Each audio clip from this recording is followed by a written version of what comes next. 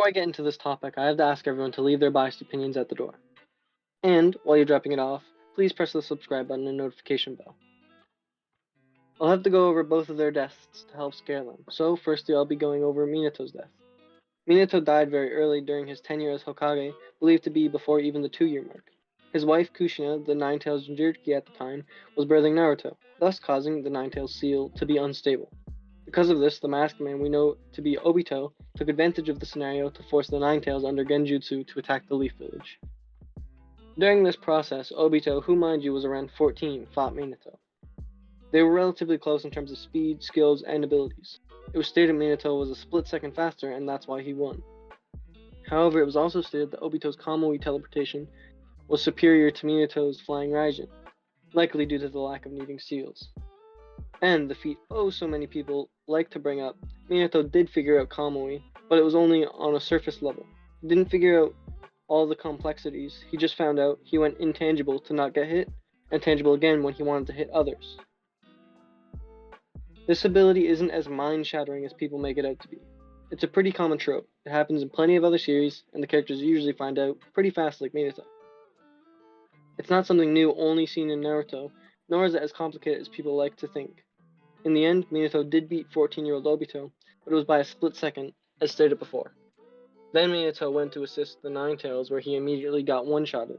Not by a tailed beast bomb, not by any sort of special attack, simply by a strike from one claw of Kurama.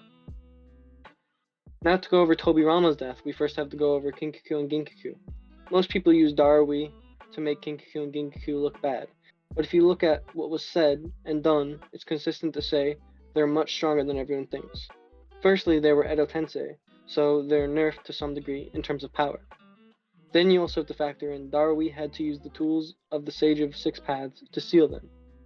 Edo Tensei's only argument to make them stronger is regeneration, which was circumvented by sealing them, and infinitely regenerating chakra, but since Kinkaku and Ginkaku were pseudo-Jinchuriki and already possessed massive amounts of chakra, an increased chakra supply didn't matter to them, so they were mostly weakened from the Edo Tensei. To support, Darui wouldn't be on the same power level as them. The 4th Raikage didn't think anyone in the battalion would be able to take them on, and that he would have to go step in.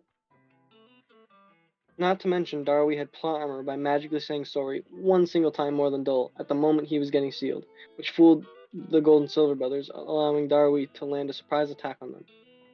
Additionally, Tenten stated, "We're being demolished, all by one guy." Then the Inashikucho combo plus the rest of backup came in to get Kinkaku in a position for Darui to be able to seal him. So Darui didn't physically combat the Gold and Silver brothers on an equal caliber, and nobody thought they could physically combat them. Kinkaku was going Madara style on the allied shinobi forces, but he was beaten by hacks combos and great strategy. So now we have to go into the actual death of Tobirama. Tobirama was the Hokage at the time of his death, which was during the First Great Shinobi War. Tobirama was presumably on a mission with his team of Hiruzen Sarutobi, Danzo Shimura, Torifu Akamichi, Kagami Uchiha, Koharu Otatane, and Homura Mitakado. They found themselves being tracked down by the Kinkaku force after a mission, so they needed someone to sacrifice themselves for the rest to escape. Hiruzen offered to stay back to hold them off for the group. However, Tobirama decided he should be the one to hold them off, and proclaimed Hiruzen as the next Hokage then and there. Kinkaku and Ginkaku are played up as legendary shinobi of the Cloud Village, possibly some degree of comparable to the Sannin, as well as the rest of the Kinkaku force being composed of at least 18 highly skilled shinobi, likely S-class shinobi, who could be high Jonin to low Kage level. In the end, Tobirama did die to Kinkaku, but he was able to fend off the Kinkaku force long enough for the group to escape successfully before succumbing to whatever Kinkaku was capable of at the time. However, when we look at how Kinkaku was performing as an Edo Tensei against the allied shinobi forces, being said to demolish them, and then also factoring the two of them survived the Nine-Tails when Minato wasn't able to do so, this makes Tobirama's death much more impressive and is a testament to Kinkaku and Ginkaku's strength. So now when you directly compare how Kinkaku and Ginkaku were able to survive the Nine-Tails while Minato basically got one shot, it paints a poor picture for Minato. Now, I'm not saying they're stronger than Minato on their own, but I really don't think Minato would be able to beat the Kinkaku force either, given the same circumstances as Tobirama. I do, however, think their performance against the Ninetales is enough evidence to make Tobirama's death more impressive than Minato's, thus, in my opinion, making Tobirama the one to be presented with more strength. Besides their deaths, they have their speeds, which should be some level of comparable, as they were the fastest shinobi of their times, plus they both have Flying Raijin, although Tobirama did state Minato was better at it, whatever that means. I assume it's just more chakra efficient or something. I do very much believe Minato is faster than Tobirama, but I think the amount is arguably not very far. Tobirama should easily be comparable to A as a low ball, although likely faster by some degree, if we're being fair. If you want to wank Tobirama, you can say he is the same speed as Minato, since he is supposed to be the fastest shinobi alive of his generation as well.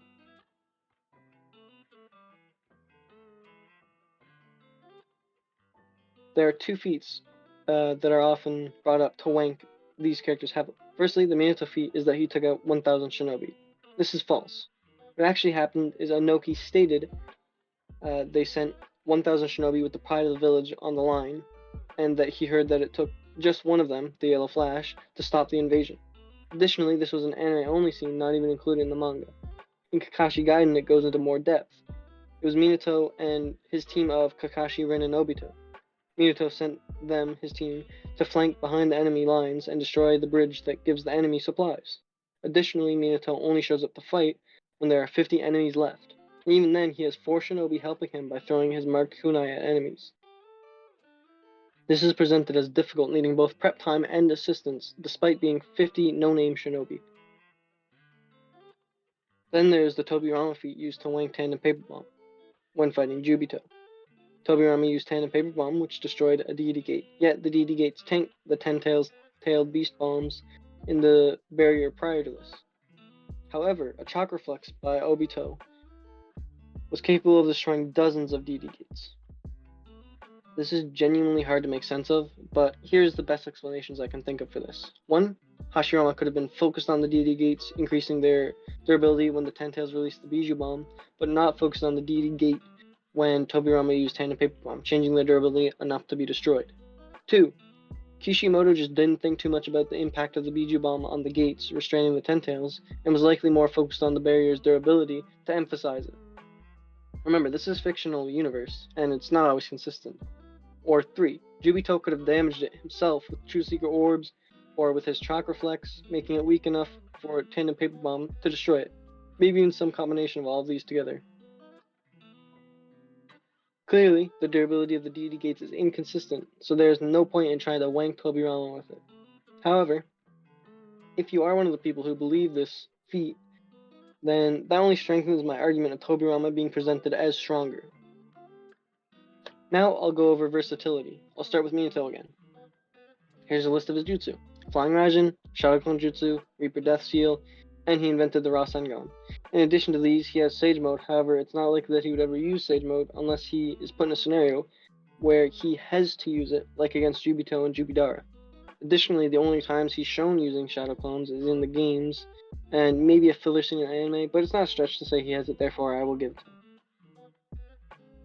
Minato using Sage Mode is highly unlikely. He himself stated he was bad at it, although most people argue he was being modest there. There are several reasons as to why this could be true. He was a perfect sage who could near instantly enter Sage Mode, but the issue we see was he couldn't maintain Sage Mode for an extended period of time, and for him it was unstable / something he could be forced out of easily. Additionally, he had half the Ninetales at the time, which could be the reason as to why he was capable of instantly entering Sage Mode. And, on top of that, it's likely that the only reason Minato used Sage Mode was because the Ten-tails Jinchuriki are immune to non-senjutsu attacks. It's not in character for him to use it, nor is it likely he is comfortable using it, even bloodlusted. Now, as for Tobirama's versatility, there's a lot. He's highly proficient in water style to the point that he can perform a water style jutsu that requires 44 hand signs in just 3 with no natural water. He invented reanimation jutsu and Tandem Paper Bomb to be used on the reanimations. He invented Flying Raijin, invented Shadow Clones, and is shown using them consistently. He has the Bringer of Darkness Genjutsu, and several different applications of Flying Raijin Minato has never been shown to use. Additionally, Tobirama is a very high-level sensory shinobi, and would likely have much, much more chakra as he is a Senju. Now for a quick recap of all the information. Tobirama has an overall more impressive death. He is comparable, if not equal, in speed, has a far, far higher versatility, and likely his jutsu have higher attack potency. This leads me to say I honestly believe Tobirama could beat Minato with the present feats. However, neither characters have enough feats or screen time to definitively say which one would win. Although you can probably use certain implications throughout the series to say Minato is stronger, and using bias, 90% of people would say Minato regardless of feats. But on the flip side, there are feats and implications that show the opposite, especially in the latter half of the series, after Hashirama and Madara were believed to be retconned to be much stronger. If you disagree or have any feedback, please comment below. Also, don't forget to like and subscribe. It's very much appreciated by the channel, since it's so small, and it will help me improve my content greatly.